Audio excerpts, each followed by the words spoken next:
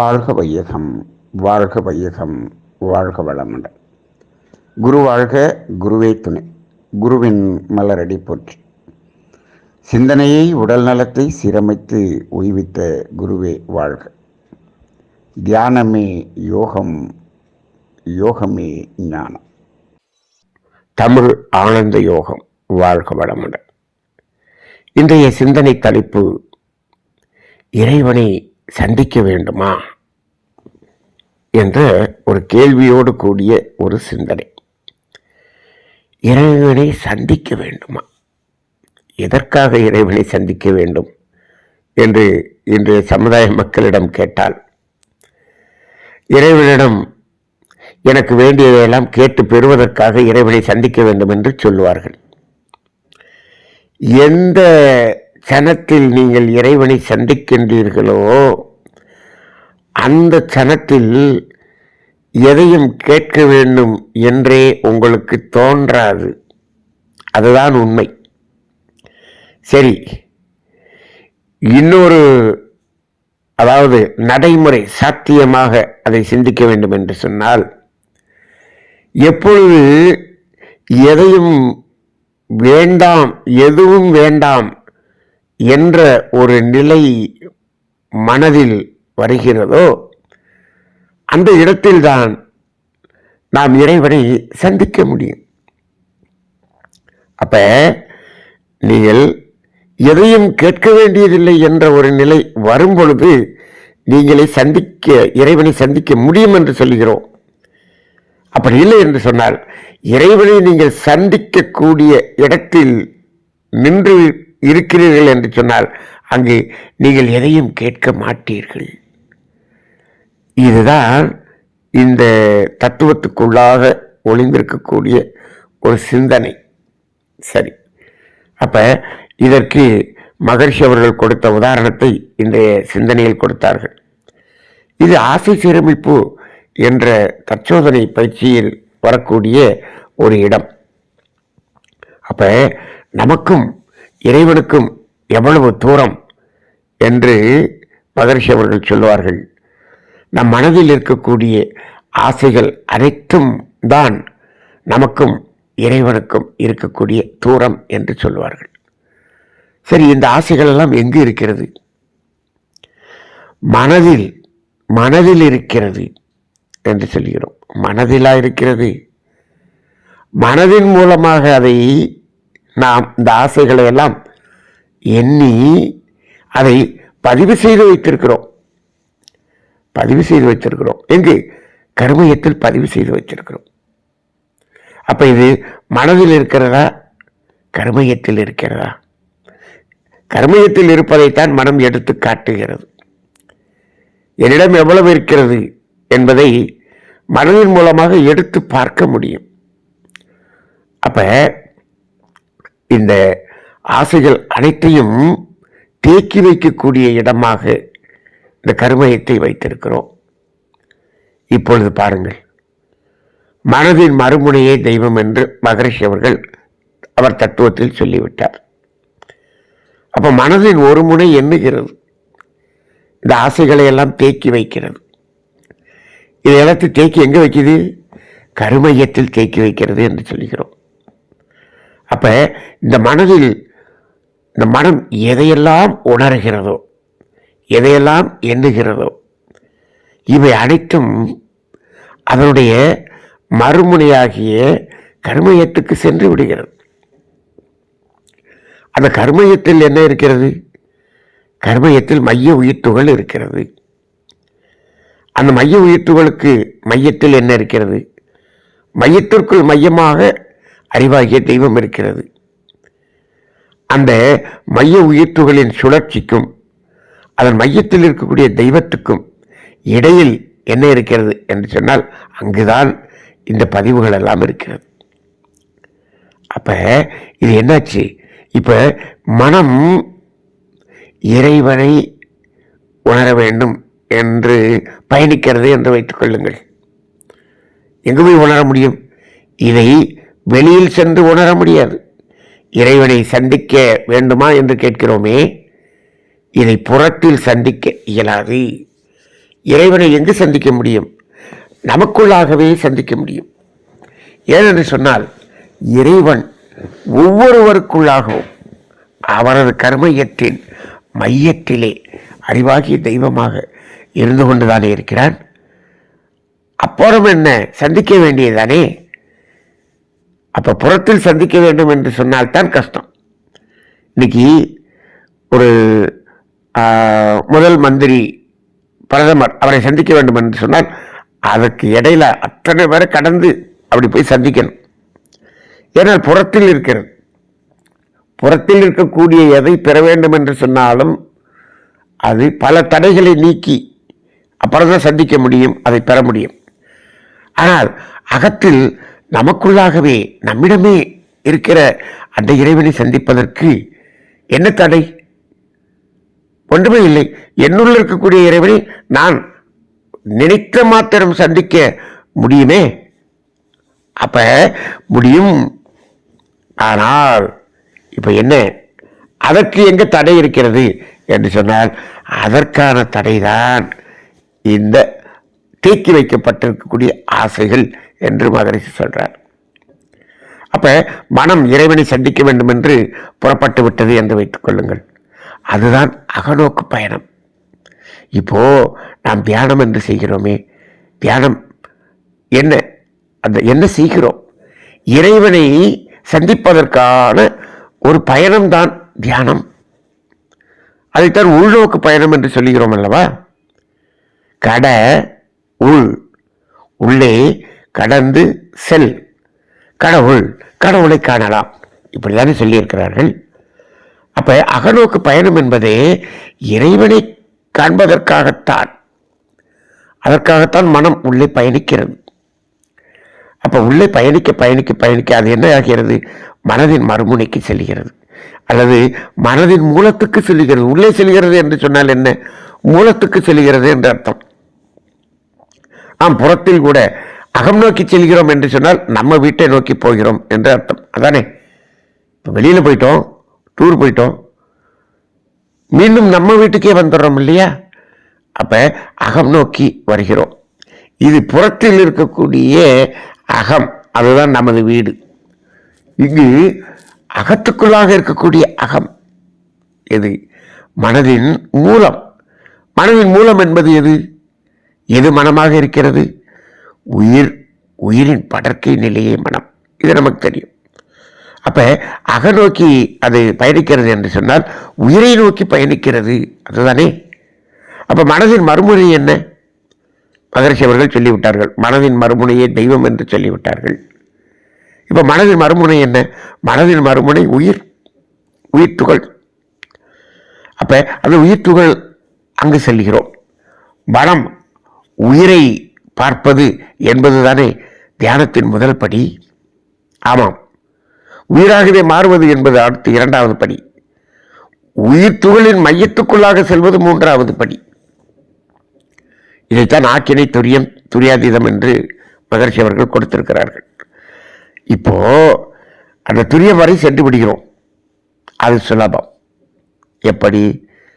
உயிரை நினைக்கிறோம், உயிராகவே மாறுகிறோம் என்று சொன்னால் அந்த உயிர் துகளின் சுழற்சியோடு மனம் சுழல்கிறது. இது வரைக்கும் துரியம். அதுக்கு அடுத்து துரியாதீதத்தில் அந்த இறைவனோடு இணைய வேண்டும், இறைவனை காண வேண்டும், இறைவனை சந்திக்க வேண்டும். அப்ப இடையில என்ன இருக்கு? இந்த பதிவுகள், தேக்கி வைக்கப்பட்ட பதிவுகள். இது என்ன? நிறைவேறாத ஆசைகள். நிறைவேறாத ஆசைகள் அது எண்ணமாக வந்து கொண்டே இருக்கிறது, சொல்லாகவும் செயலாகவும் மாறிக்கொண்டிருக்கிறது. சரி, அது சொல்லாக செயலாக மாறிவிட்டது என்று வைத்துக் கொள்ளுங்கள். இப்போ அதில் நிறைவு அடைந்து விட்டதா? இப்போ ஒரு எண்ணம் வருகிறது, இதை சாப்பிட வேண்டும் என்று எண்ணம் வருகிறது. அந்த எண்ணம் செயலாக்கி விட்டோம், அதை சாப்பிட்டு விட்டோம். அந்த எண்ணம் நிறைவாகி அப்படியே பூரணமாக மாறிவிட்டதா என்றால் இல்லை. நம்ம என்ன பண்றோம்? இதை இங்கே சாப்பிட்டோம், இது இன்னொரு கடையில் அப்படி சாப்பிட்டா எப்படி இருக்கும்னு இன்னொன்று அதில் தேக்கி வைக்கிறோம்.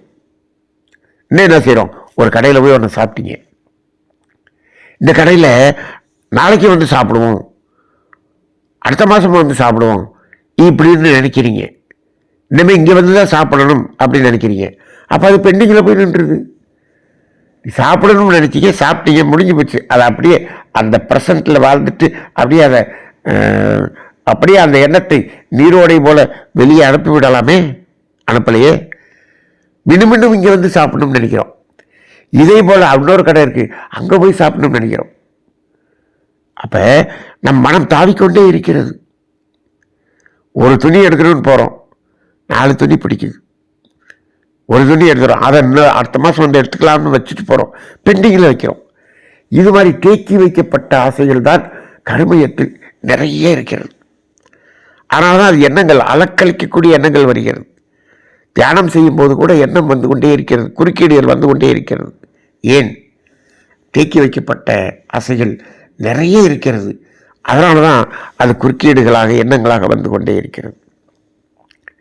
இது ஏன் தேக்கி வைக்கிறோம்? அப்போ அந்த தேக்கி வைக்கக்கூடிய இடம் எது?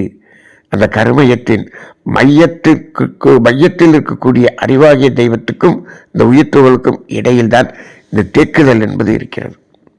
அப்போ இறைவனை சந்திக்க வேண்டுமா என்றால் சந்திக்க முடியும். நம்மளாக இருக்கக்கூடிய இறைவனை நாமே சந்திக்க முடியும். அதுக்கு தடையாக இருப்பது என்ன என்று சொன்னால் இந்த தேக்கி வைக்கப்பட்டிருக்கக்கூடிய ஆசைகள். அவ்வளோதானே. அப்போ அதை நிறைவேற்றி விட்டால், அதை நிறைவேற்றி அதை சுத்தம் செய்து விட்டால் நேரடியாக இறைவனை சந்திக்கலாம். ஆனால் மனிதன் என்ன செய்கிறான்? நிறைவேற முடியாத ஆசைகளை வைத்திருக்கிறான். நிறைவேறக்கூடிய ஆசைகளாக இருந்தாலும் நிறைவேற்றியவுடன் அதை இன்னும் இப்படி நிறைவேற்ற வேண்டும் என்று அதை மீண்டும் பதிந்து விடுகிறான். அப்போ எப்பயுமே இந்த கேப் விடுறதே இல்லை. அதனால் நாம் இறைவனை சந்திக்க முடியவில்லை. இப்போது ஒரு பறவை இருக்கிறது, பசி எடுத்தது, உணவு உண்டது. நாளைக்கு பசிக்கு என்ன சாப்பிடலாம் அப்படின்னு யோசிக்குதா அப்படின்னா அது நாளைக்கு பார்த்துக்கலாம் அப்படின்னு அதை விட்டுருது, எம்டி ஆயிடுது. அப்போ அந்த மனம் எப்படி இருக்கிறது? அதில் பெண்டிங்கில் எதுவுமே இல்லை. அப்போ அது அகநோக்கி பயணித்தால் அது இறைவனை சந்திக்க முடியும். அவ்வளோதான். அப்போ இங்கேயும் நம்ம என்ன சொல்கிறோம்? இதைத்தான் தனித்த மனம் என்று சொல்கிறோம். மனம் வெறுமையான மனமாக அந்த நிலையில் இருக்கும்போது, அப்போ மனதின் வெறுமை நிலை என்ன? அங்கே எதுவும் பெண்டிங்கில் இல்லை. அப்போ இந்த பெண்டிங்கில் இல்லைன்னா, பெண்டிங்கில் இல்லாமல் இருக்கிறதுக்கு என்ன பண்ணணும் அப்படின்னு சொன்னால், எதிர்காலம் என்பதை விடுத்து நிகழ்காலத்தில் வாழ வேண்டும். அவ்வளோதான். யார் ஒருவர் நிகழ்காலத்தில் வாழ்ந்து கொண்டிருக்கிறாரோ அவருக்கு தேக்கி வைக்கப்பட்ட எதுவும் இல்லை.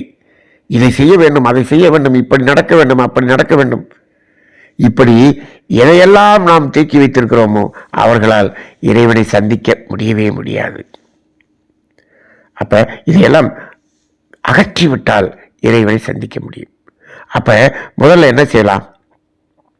இப்போது இறைவனுக்கு நமக்கு இருக்கக்கூடிய தூரத்தையாவது குறைக்கலாமே. சந்திப்பது இருக்கட்டும், தூரத்தையாவது குறைக்கலாமே.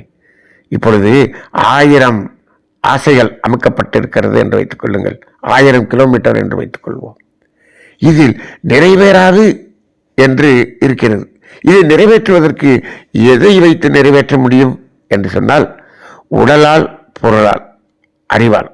இந்த உடலாலும் அறிவாலும் பெற்ற பொருளை வைத்துத்தான் இதை நாம் என்ன பண்ண முடியும்? அனுபவம் செய்ய முடியும். அப்போ இந்த உடலுக்குன்னு ஒரு திறன் இருக்கிறது, நமது அறிவுக்கு என்று ஒரு திறன் இருக்கிறது. நமது உடலின் திறன், அறிவின் திறன், இதை கொண்டுதான் அதை செய்ய முடியும். இப்போ நமது உடலின் திறன், அறிவின் திறன் தெரிஞ்சு போச்சு, இதனால் முடியாதுன்னு இருக்கு, அதையும் உள்ள பெண்டிங்கில் வச்சிருக்கமே. அப்போ இது இறைவனை சந்திப்பதற்கு எப்பொழுதும் பெர்மனண்டான தடையாக இருந்து கொண்டிருக்கிறது. அப்படி இது தேவையில்லாதது, ஆகாதது, இது நம்மளால் இயலாதது. அப்போ அதை எடுத்து போட்டுருங்க, மனசில் இருந்து எடுத்து போட்டோம்னு வச்சுக்கோங்க. இந்த 1000 இருக்குதுன்னு வச்சுக்கோங்க, அதில் இது ஆகாதுன்னு தெரியறது 950 எடுத்து போட்டோம். இப்போ என்னாச்சு? நமக்கும் இறைவனுக்கும் இருக்கக்கூடிய தூரம் 50 கிலோமீட்டராக மாறிடுச்சு. 1000 கிலோமீட்டராக இருந்தது 50 கிலோமீட்டராக மாறிடுச்சு. அப்போ இந்த தூரத்தை குறைத்தாலே அந்த இறைவனுடைய அருளை நாம் பெற முடியும். நேரடியாக சந்திக்க வேண்டும் இல்லை, தூரத்தை குறைத்தாலே போதும். இப்போ மீதமுள்ள 50 நிறைவேற்றக்கூடியது. அதை நிறைவேற்றுங்கள். நிறைவேற்றியவுடன் நிறைவு பெறுங்கள். நிறைவேற்றியவுடன் நிறைவு பெறுவதில்லை. அதான் நீங்க பிரச்சனை. ஒரு சொந்த வீடு கட்டணும்னு நினைச்சான், கட்டி கிரகப்பிரவேசம் பண்ணிட்டான். அதுக்கப்புறம் என்ன நினைக்கிறான்? மாடி வீடு கட்டணுமே நினைக்கிறான். அப்ப ஏதாவது ஒன்றை நான் பெண்டிங்கில் வச்சுக்கிட்டே இருப்பேன்னு நினைக்கிறான். சரி, மாடி வீடும் கட்டிட்டேன், பக்கத்து இடத்த வாங்கணுங்கிறான், பக்கத்து வீட்டில் வீடு கட்டணுங்கிறான். அப்ப மனிதன் ஏதாவது ஒன்றை இப்படி வைத்துக்கொண்டே இருக்க வேண்டும் என்று சொல்லுகிறார். இதைத்தான் கனவு காணுங்கள், கற்பனை செய்யுங்கள், இப்படியே பெண்டிங்கில் வைங்க. இன்னும் சில பேர் சொல்றாங்க, இதை நினைச்சு வைங்க, அது நடந்துரும் அப்படின்னு சொல்றாங்க. இப்போ நினைச்சு வச்சதெல்லாம் நடக்காது. நினைச்சு வைக்கிறது உங்கள் உடலின் திறனுக்கும் அறிவின் திறனுக்கும் உட்பட்டதாக இருந்தால் இந்த பிரபஞ்சம் அதை நடத்துவதற்கான ஆற்றலை கொடுக்கும். அவ்வளவுதான். அவ்வளவுதானே தவிர நம்மிடம் என்ன இருக்கிறதோ அதற்கு தகுந்தாற்போல் தான் முடியும். நம்மை மீறி நாம எண்ணத்தை எண்ணி வைக்கிறோம்னு வச்சுக்கோங்க, இதுக்கு பிரபஞ்சம் அதை அதீத ஆற்றலை கொடுத்து அதை நிறைவேற்றி கொடுக்கும். இப்படியெல்லாம் நிறைய பேர் சொல்றாங்க. அது அப்படியெல்லாம் நிறைவேற்றினீர்கள் என்று சொன்னால் அது தேவையில்லாததாக இருந்தால் அதற்குரிய தண்டனையும் அதற்குரிய விளைவும் கிடைக்கும். அப்படியெல்லாம் அல்ல. எது நமக்கு தேவை? அப்ப இந்த இடத்தில்தான் தேவைகள் என்ற அடிப்படையில் இருக்கக்கூடியதை மட்டும் மனதில் வைத்திருந்தால் அந்த தேவைகளை நிறைவேற்றிக் கொள்ளலாம். முடிஞ்சு வச்சு. அப்ப நமக்கும் இறைவனுக்கும் இருக்கக்கூடிய இடைவெளியில தடையில்லை, நேராக இறைவனை சந்திக்கலாம். அப்ப இறைவனை சந்திக்கலாம் என்று சொன்னால் எது சிறந்த வழி என்று சொன்னால் ஒன்றுமில்லை. வாழ்க்கை தத்துவத்தில் இருக்கக்கூடிய தேவைகள் 3 இருக்கிறது அல்லவா? அந்த 3ஐயும் நிறைவேற்றி கொண்டால் அந்த தடை நீங்கிவிட்டது, இறைவனை சந்திக்கலாம். அவ்வளவுதான். அப்ப என்ன அர்த்தம்? இப்போ இந்த இடத்துல பாருங்க, இயற்கை துன்பம் நீங்கிவிட்டால், அதான தேவைகள் 3, அதை நீக்கிவிட்டால் நீக்கியாச்சு, அப்படியே நிக்கணும். இதை இனிமேல் அப்புறம் இப்படி நீக்கலாமா, நாளைக்கு அப்படி நீக்கலாமா அப்படின்னு நினைக்க கூடாது. நீங்கி விட்டது அந்த இடத்தில். அதைத்தான் மதுரை சொல்றார், துன்பம் நீங்கிய இடம் என்னன்னு சொல்றாரு? இன்பம் என்று சொல்லுகிறார். துன்பம் நீங்கிய இடம் இன்பம் என்று சொல்லுகிறார். சரி, இன்பம் என்றால் என்ன என்று சொல்லுகிறார்?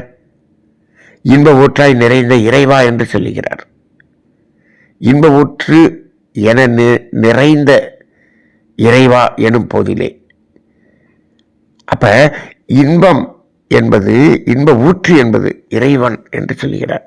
அப்ப அந்த இடத்துல இப்ப நாம் அந்த இயற்கை துன்பத்தை போக்கி தேவை நிறைவு செய்து மனம் நிறைவு அடைந்து இருக்கக்கூடிய நிலையில் இன்பம் என்பதை உணர்கிறோமே, அந்த இன்பமாக இருப்பதே இறைவன் தான். அப்ப இறைவனை நீங்கள் சந்திக்கிறீர்கள் அல்லவா? ஆனால் நாம் சந்திப்பதில்லை. ஏன்? அது இறைவன் நம்ம கண்ணுக்கு முன்னாடி ஒரு சன நேரம் தெரிந்தாலும் என்ன பண்ணுகிறோம்? அந்த தேவையை மீறி அனுபவிக்கிறோம், அவன் மறைந்து விடுகிறான். அப்ப ஒவ்வொரு முறையும் நாம் தேவையை நிறைவு செய்யும் போது இறைவனை சந்திக்கிறோம். ஆனால் அதை அப்படியே ஒரு மின்னல் மாதிரி அதை பார்த்துவிட்டு தாண்டி சென்று விடுகிறோம்.